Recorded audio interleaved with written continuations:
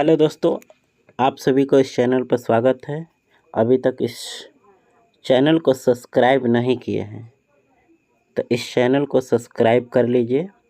यदि आप बिहार बोर्ड और इंटरमीडिएट यानी इंटर आर्ट्स की तैयारी कर रहे हैं तो आपको हिस्ट्री उसमें आपका सब्जेक्ट है, तो आप फर्स्ट ईयर हो या सेकेंड ईयर, आप दोनों के लिए यह वीडियो है। दोनों क्लास के छात्र इस वीडियो को देख सकते हैं, देख क्या सकते हैं, इसे आप नोट्स भी बना सकते हैं। काफ़ी शानदार नोट्स है। काफ़ी मेहनत के बाद इस क्वेश्चन का आंसर आपको मिलेगा, एकदम फर्स्ट क्लास। आप पहले एक बार इस वीडियो को देख लीजिए, उसके बाद इस वीडियो को रोककर अपना नोट्स बनाना, ठीक है। तो आइए शुरू करते हैं। हिस्ट्री का जो पहला प्रश्न है, पहला चैप्टर यहाँ पर देख रहे हो, चैप्टर 1 है, 12th क्लास है और सब्जेक्ट आपका हिस्टोरी है। तो पहला प्रश्न कहता है, हड़प्पा सभ्यता के 4 प्रमुख नगरों केंद्रों के नाम, माने नगर जो है उसके मुख्य जो केंद्र नगर है उनका नाम बताना है। तो उत्तर कैसे लिखोगे इसको देखो। उत्तर में लिखना, हड़प्पा सभ्यता के 4 प्रमुख नगर निम्नलिखित है। पहला हड़प्पा, दूसरा मोहनजोदड़ो, तीसरा लोथल, चौथा कालीबंगन। ठीक है, ये जो प्रमुख नगर थे उनका 4 नाम हो गया। आइए दूसरा प्रश्न को देखते हैं। दूसरा प्रश्न क्या कहता है? दूसरा प्रश्न कहता है, हड़प्पा सभ्यता के किन्हीं 2 विशेषताओं का उल्लेख करें। अथवा दूसरा टाइप से प्रश्न पूछ सकता है, हड़प्पा सभ्यता के बारे में आप क्या जानते हैं। ठीक है, दोनों का उत्तर एक ही होगा। अलग अलग क्वेश्चन है लेकिन मैंने आंसर एक ही लिखने को कहूँगा, आप एक ही लिखना। दोनों देख लो, थोड़ा थोड़ा समानता है इसलिए आंसर एक ही लिखना है। उत्तर लिखना, हड़प्पा सभ्यता के 2 विशेषताएं निम्नलिखित है। अगर पहला आएगा तो ये तो ठीक है, लेकिन दूसरा क्वेश्चन आ जाए तो तब भी यही लिखेंगे, हड़प्पा सभ्यता के 2 विशेषताएं निम्नलिखित हैं। चाहे विशेषताएं निम्नलिखित है, 2 नहीं लिखेंगे। पहला, यह भारत की सबसे पहली शहरी सभ्यता थी। बड़ी इम्पोर्टेंट है, यह कंपटीशन की परीक्षा में भी पूछता है, बीपीएससी, बिहार पीसीएस की परीक्षा में। दूसरा कहता है, इस सभ्यता में मकानों के निर्माण में पक्की ईंटों का प्रयोग मिला है। हड़प्पा सभ्यता में क्या मिला है? पक्की ईंटों का निर्माण मिला है। अगला प्रश्न आपके स्क्रीन पर दिख रहा होगा। प्रश्न कहता है, कार्बन 14 विधि या पद्धति से आप क्या समझते हैं। यहाँ पर विधि के जगह पर पद्धति भी पूछ सकता है, ठीक है। उत्तर लिखना, तिथि निर्धारण करने की वैज्ञानिक विधि को कार्बन 14 यानी C14 कहा जाता है। इसकी खोज अमेरिका में हुआ। ऑब्जेक्टिव में पूछ सकता है, इसकी खोज किस देश में हुआ, तो अमेरिका में हुआ। अगला प्रश्न क्या कहता है, यहाँ पर देख सकते हो, सिंधु घाटी सभ्यता में शव के दाह संस्कार के कितने प्रकार थे। यानी लोग मरते थे तो उनका दाह संस्कार कौन कौन तरीका से किया जाता था। उत्तर लिखना, सिंधु घाटी सभ्यता में शव के दाह संस्कार के निम्नलिखित प्रकार थे। पहला, पूर्ण स्वधान यानी कब्र में दफनाना। पूर्ण स्वधान माने कब्र में दफनाना। दूसरा, आंशिक स्वधान। आंशिक माने होता है मृतक शरीर को जंगल में छोड़ देना, और जब जंगल के जानवर उस मांस को खा जाते थे तब उनके हड्डियों को लाकर दफनाना या जलाना। तीसरा जो प्रकार था दाह संस्कार, जो मृतकों को जलाने का जो परंपरा था उसे ही दाह संस्कार कहते हैं। चलिए आगे बढ़ते हैं। अगला क्वेश्चन, 5वां प्रश्न कहता है सिंधु घाटी सभ्यता के समकालीन 2 सभ्यताओं के नाम बताएं। उत्तर लिखना। सिंधु घाटी सभ्यता के समकालीन 2 सभ्यताएं निम्नलिखित है। पहला मेसोपोटामिया की सभ्यता और दूसरा मिस्र की सभ्यता। काफ़ी इम्पोर्टेंट सभी प्रश्न हैं। आपके चैप्टर से खोज कर चुन कर इसका आंसर काफ़ी मेहनत के बाद तैयार किया गया है। अगला प्रश्न, हड़प्पा सभ्यता की जल निकासी प्रणाली का वर्णन करें। अथवा क्वेश्चन बदल के आ जाए, हड़प्पा सभ्यता की जल निकासी प्रणाली की 2 विशेषताएं बताएं। तो उत्तर लिखना। हड़प्पा सभ्यता की जल निकासी प्रणाली के 2 विशेषताएं निम्नलिखित हैं। पहला, हड़प्पा इस सभ्यता के नगरों में घर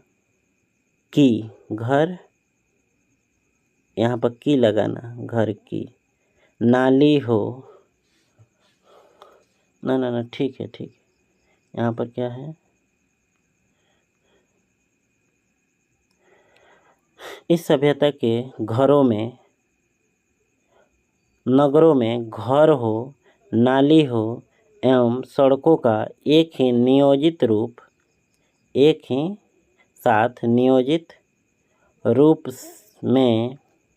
नियोजित रूप में निर्माण कराया गया था।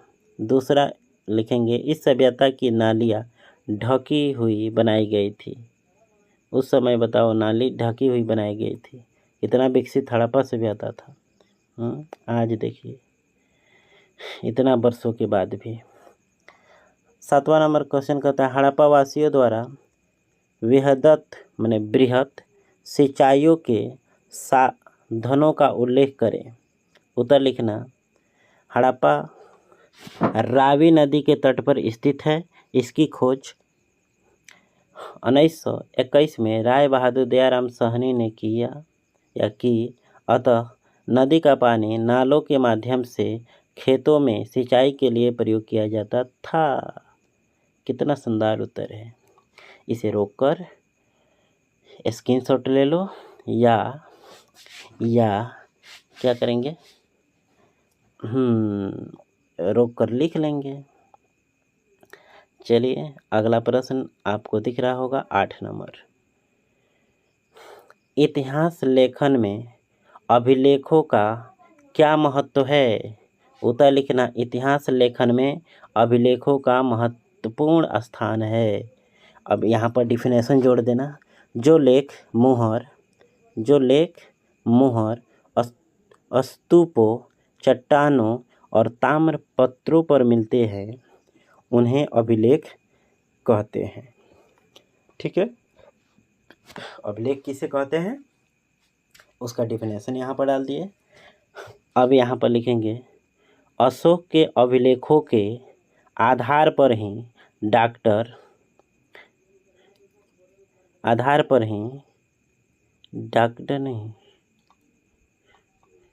काट देना है, डॉक्टर नहीं थे, उनका पूरा नाम था DR भंडाकर ने अशोक का संपूर्ण इतिहास लिखने का प्रयास किया। यानी अशोक का जो जीवनी लिखा गया DR भंडाकर के द्वारा उनके अभिलेखों के आधार पर ही लिखा गया था। ठीक है, आगे चलिए। 9 नंबर जो प्रश्न है, क्या कहता है, अभिलेख किसे कहते हैं। उत्तर लिखना। जो लेख मोहर स्तूपों, चट्टानों और ताम्र पत्रों पर मिलते हैं उन्हें अभिलेख कहते हैं। अगला प्रश्न कहता है, पुरातत्व से आप क्या समझते हैं। उत्तर लिखना। पुरातत्व वह विज्ञान है जिसके माध्यम से पृथ्वी के गर्भ में छिपी हुई सामग्रियों की खुदाई कर अतीत के लोगों के भौतिक जीवन का ज्ञान प्राप्त किया जाता है। भारतीय पुरातत्व का पिता सर, यहाँ पर क्या होगा, सर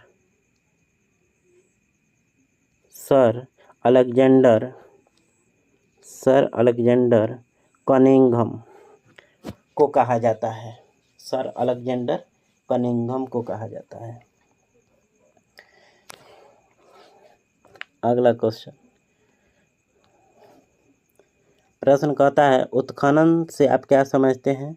उत्तर लिखना। उत्खनन उस प्रक्रिया को कहा जाता है जिनमें किसी पुराने टीले की खुदाई कर पुरानी सभ्यता की जानकारी हासिल की जाती है। हो गया, इसे रुक कर आप छाप सकते हैं। अगला प्रश्न और इस वीडियो का लास्ट प्रश्न है, लोथल कहाँ है?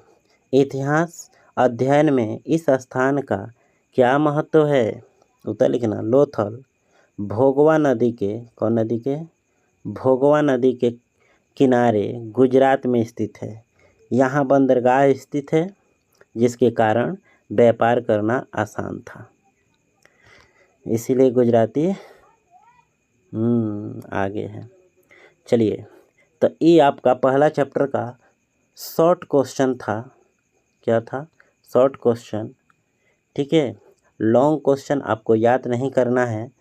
यह जब याद हो जाएगा तो मैं लास्ट में बताऊंगा ये लॉन्ग क्वेश्चन को कैसे लिखें। उसके लिए अलग से नहीं लिखना होगा, इसी से काम चल जाएगा। ठीक है, एनी प्रॉब्लम? No problem. तो आज के लिए इतना ही, फिर मिलते हैं अगले वीडियो में। धन्यवाद, नमस्कार, जय।